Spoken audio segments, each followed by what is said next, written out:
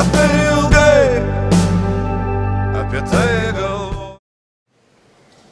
Tai, Kristijonai, kokia yra tavo įsimintiniausia diena mokykloje, kokia buvo tavo įsimintiniausia diena mokykloje?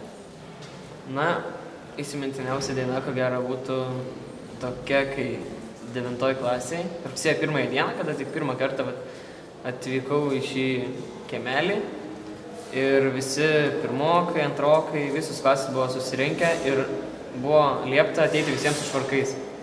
Man tas švarkas buvo per didelis, pečiai po kelis centimetrus išlindę iš abiejų pusę. Iš manęs juokėsi tenais, kad tipo, čia, labai didžiuliai pečiai ir apskritai. Nu, bet aš nekreipiau dėmesio ir visi suėjome į klasę ir mus labai šiltai sutiko Stasė auklėtoja mūsų. O kas dabar tau labiausiai patinka mokykloje? Dabar mokykloje patinka, kad iki dabar vis atrandu kažko naujo. Vis kažkokios tai veiklos ir niekada niekas nestovi vietoje. Vis laik kažkur yra kažkoksai tai judėjimas ir vis laik kažkoks tobulybių siekimas. Kažkas vis naujo bandoma atlikti. Tas pats kaip ir pavyzdys šitas kampas, kur mes ir sėdim ant senčių sėdmaišių. Jis bandytas toks jaukus padaryti, nu ir tam prasme viskas puikiai. Ko ilgitės iš senesnių laikų?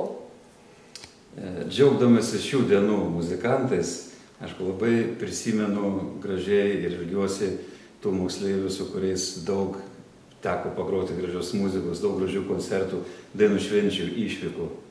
Kokią vietą užima Adolfo Šapokos gimnazija jūsų gyvenime? Tai beveik mano tikrieji namai. Namie miegu valgo, o čia bėga visos dienos, kartais ir savaitgaliai.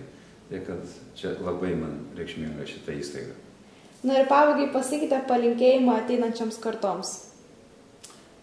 Draugaukite su muzika, būsite laimingesni, gražesnių palikonių susilauksite. Ir būdami pasaulio piliečiais, nepamirškite lietuviškų dainų. Ačiū. Kokią didžiausią išdaigą esate iškrėtę mokykloje? Nežinau, neatsimenu. Iš tikrųjų, tai, nežinau, buvom labai geri mokiniai, kas nuo kartą, kad aš darydavau, bet nieko labai įspūdingo. Ar norėtumėte grįžti atgal į mokyklą, ar pakartotumėte tuos metus? Vienareikšmiškai taip. Kodėl? Nu, tiesą sakant, tai geriausių metų, manau, netgi su studijom lyginant, tai čia buvo smagiau. Ar leistumėte savo vaikui Adolfo Šapokos gimnaziją? Taip. Kodėl leistumėte? Todėl, kad čia buvo labai faina, manau, kad tik į gerą mes atsijudėm. Kuo skiriasi dabartinė mokykla nuo senosios? Tai aš visų pirma noriu pasakyti, kad mokykla tai yra mokiniai ir mokiniai dabar yra kitokie. Tai tuo ir skiriasi, yra kita karta, tuo ir skiriasi. Šita mokykla yra gal drąsesnė, aktyvesnė, energingesnė negu kad buvo, bet ta senoji, jeigu ją galima taip vadinti, kad senoji 20 metų prieš, tai jinai buvo, gal man, jinai buvo tokia labiau, nežinau, elegantiškesnė, va taip pasakysiu tokį žodį. Ar pamenate savo pirmą dieną gimnazijoje? Kokia ji buvo? Tikrai pamenu ir tai buvo nedarbo diena, tai dar buvo, ko mokinių nebuvo. Mano pirmas jausmas buvo, kad aš niekada šitoje mokykloje nerasiu savo kabinetą. Man jinai atrodė labai klaidi, niekada nebuvau buvusi tokia tipo mokykla, nebuvau dirbusi ir mane ėmė tiesiog tokia, buvo ir linksma ir panika, ta prasme galvojau, nu niekada nepriprasiu prie šitos mokyklos, tai atrodė labai daug koridorių, labai. O kai pradėjome dirbti, tai tikrai galiu prisipažinti, kad kurį laiką ir ilgokai tikriausiai buvom labai gražioje, šviesioje euforijoje, buvo labai gerai. Ar pamenate savo pirmąją dieną mokykloje ir kokia ji buvo? Apskritai pirmoji diena. Apskritai pirmoji. Apskritai. Manau, kad taip. 2 kilometrai pėsčiom į tokią kaimo pradinę mokyklą. Sandalai nauji, drabužiukai nauji. Labai buvo smagu, nes labai norėjau mokytis. Labai gražus. Ar prisimenate savo pirmąją dieną šioje gimnazijoje, kai atėjote dirbti mokytoju? Taip. Kadangi žinojo, kad man reikės ten ateity, kai bus mokyklos atidarimas, ant tą šventę ruošti, tai toks apsiuostymo laikas buvo. Ir buvom jau su auklėtiniais atėję pažiūrėti, kaip ten bus. Jie buvo patvarkę šiek tiek. Labai viską gerai atsimenu. Labai gerai. Ką jums šiandien reiškia šita mokykla? Kokius jausmus sukelia? Matyt, dabar tai jausmai tokie yra atsiskyrimo, gal atsisveikinimo, išsiskyrimo. Nu, tai sunku pasakyti, gal daugiau liūdesio negu džiaugsmo, kad praėjo tas mano visas pedagoginis etapas. Arba ramybė. Ar atsimenate pačią įsimintiniausią dieną, kai mokytojavote šitoje mokykloje? Tų pačių įsimintiniausių tai sunku būtų išvardyti, nes jų buvo gana daug.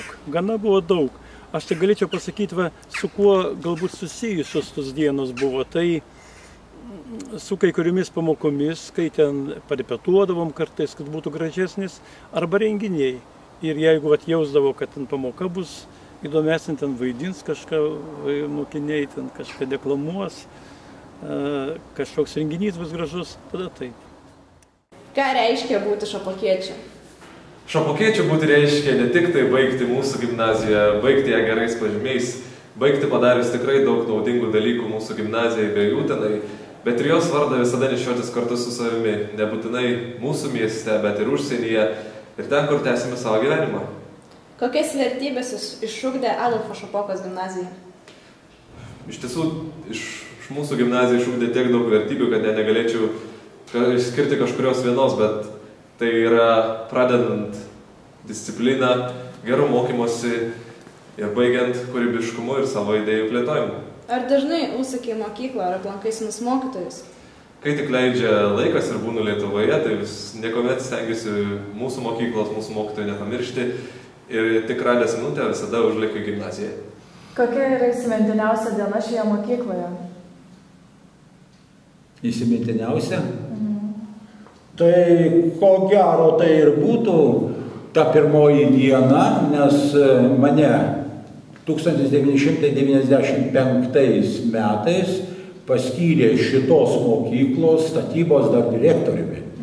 Dirbau direktoriumi Aukštakalnio vidurinėje ir jau buvo mano čia antros pareigos, jos buvo neapmokamos, kada pradėjau dirbti direktoriumi. Tai buvo toks kažkoks jausmas visai netikėtas, nes visos statybinės medžiagos, čia vyko statybos, žinau, kažkoks tai vieną dieną, va, kaip ir šiandieną tokią saulėtą dieną prisistato jaunuolis apie 25 metus amžiaus ir sako, gal jūs būsite direktorius? Taip, aš sakau, statybų direktorius. Ar jums nereikia apsaugos? Tada Lietuvoje buvo madingos tos kabutėse apsaugos. Sakau, žinau, man tai tikrai nereikia apsaugos, o medžiagas, kurios čia yra, tai saugosi patys statybininkai. Tai va, buvo tokia nejauki, įdomi, bet tokia pirmoji diena. O po to, aišku, turbūt rugsėjo 1 šventė šitoje gimnazijoje. O kaip sekėsi vadovauti šiai gimnazijai? Ačiū. Gerai. Aš nežinau kodėl, bet man sekėsi. Mano tai yra čia dabar 5. darbovietė. Aš pradėjau dirbti Švenčionių rajone, Reškutėnų pagrindinėje mokykloje. Tiesa, aš ten bedirbdamas persikėliau jau savo norų į Uteną, nes aš buvau uteniškis. Man pasirodė, kad jau pagrindinėje mokykloje man truputėlį kažko trūksta. Tada aš perėjau į Teofilio Tilvyčio vidurinę mokyklą, o tada, kaip minėjau, dirbau Vytulių vidurinėje, 6. vidurinėje ir vėliau Šapokos gimnazijoje. Šitoje mokykloje pradirbau ir jaučiuosi, laimingus, man sekėsi tiesiog. Atidaviau, kaip sako, visus savo jausmus, visą širdį, visus įsitikimus mokyklai, mokiniams, mokytojams, tėvams. Kaip įsivaizduojate Adolfo Šapokos gimnaziją ateityje? Aš įsivaizduoju, kad tai turėtų gimnazija, kaip aš mąstau, nestovėti vietoje. Ji turėtų, kaip sako, žingsnis po žingsnio kilti į aukštesnį lygį.